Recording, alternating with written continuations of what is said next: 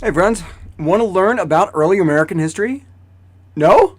Then do I have the places for you to visit, on-site and online? Hey folks, I'm Tad Sturmer. I teach public history at Johns Hopkins. I'm the film and digital media editor of the Public Historian Journal, and I'm a scholar of the American Revolution. So let's take a look at a video.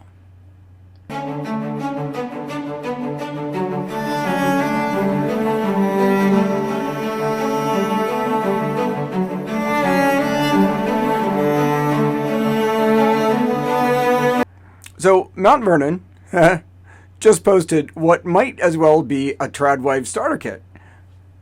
Picture it in this video, right? An 18th century costumed artisan. So, we're going to situate you in the 18th century, cutting a silhouette for a modern-ish white woman, traditionally styled.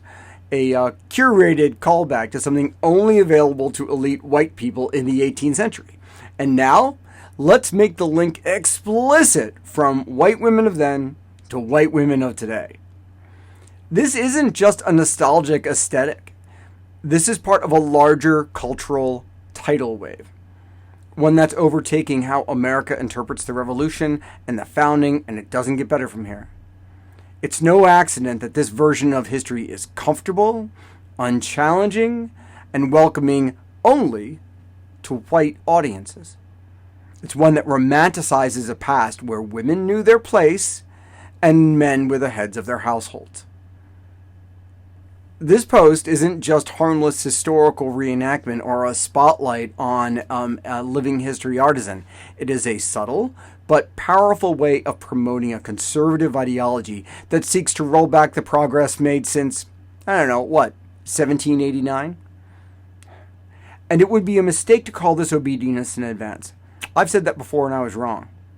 Mount Vernon, Colonial Williamsburg, Monticello, the Hermitage, none of these places, they don't actually need to prepare for the conservative rewrite of history. They have already memorized the 1776 Commission. They're friends with Project 2025. They have been doing this all along. And more to the point, this is what they've always wanted to do. My God, they no longer have to even bother with tokens of acknowledgement of honest history anymore. Whew. That fleeting moment of performative conscience, flittering away.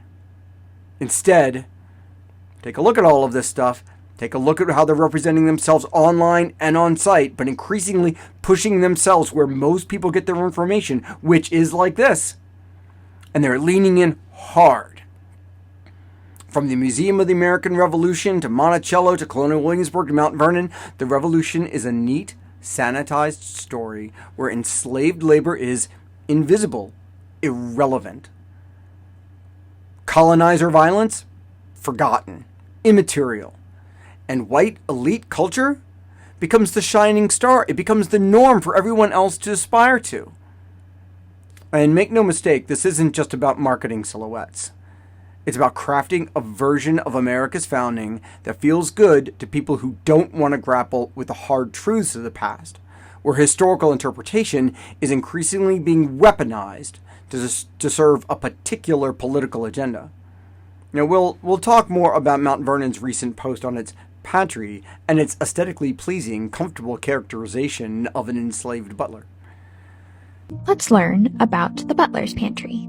Managed by Frank Lee, the enslaved butler. These people, Mount Vernon is giving us the revolution the conservatives want to celebrate. A mythic, whitewashed origin story that props up the toxic patriot myth. And it's the perfect backdrop for places like this. It's where homeschoolers and conservatives have been going forever, particularly to go ahead and get their hit from Duke of Gloucester Street in Colonial Williamsburg, where they don't have to bother with this. Because, like the Tradwife aesthetic, which longed for a history that never really existed, a history where only white lives mattered, and everything was simpler, as long as you had the right skin pigmentation. As we approach the 250th anniversary of the Revolution, this is what we are up against. We're up against an administration that has vowed to bring back the 1776 Commission on the first day. It's actually a part of the RNC's platform. And they will withhold federal funding from those sites and get in the way of other sites that don't toe the line. And we have heritage institutions that are thrilled with it. They're thrilled to erase the hard parts of history. They only hire white people anyway.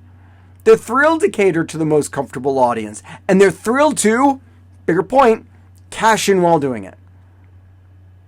Again, Trump has pledged to restore the 1776 Commission on day one. Read it. It's even in the Republican platform. And I'm sure all these folks at Mount Vernon and Colonial Williamsburg and Monticello have memorized it.